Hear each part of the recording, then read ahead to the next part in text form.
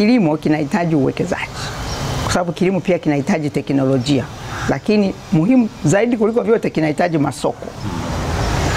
Kwa hiyo ukitaka kilimo kiendelee, kitu kimoja muhimu kinafanyika duniani kwa mataifa wale waliofanikiwa kwenye kilimo. Mkulima akilima lazima mazao yake yale ambaye hata yatumia mwenyewe lazima yanunuliwe, yaondoke pale shambani. Sasa hapo ndipo tumeanguka.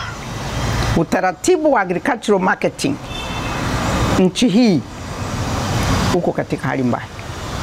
Hatujaweka utaratibu wa kumsaidia mkulima, kila atakachozalisha sisi tunakinyakua, kinaondoka. Tuna miradi ya BBT na vingine. Tatizo sio uzalishaji, tatizo ni ununuzi, marketing, masoko. Kwa hiyo tunaposema tunakwenda kuendeleza kilimo, ni lazima tumejipangaje kimasoko? Na hii ni tangu enzi za kale, ndio maana kuna vyama vya ushirika.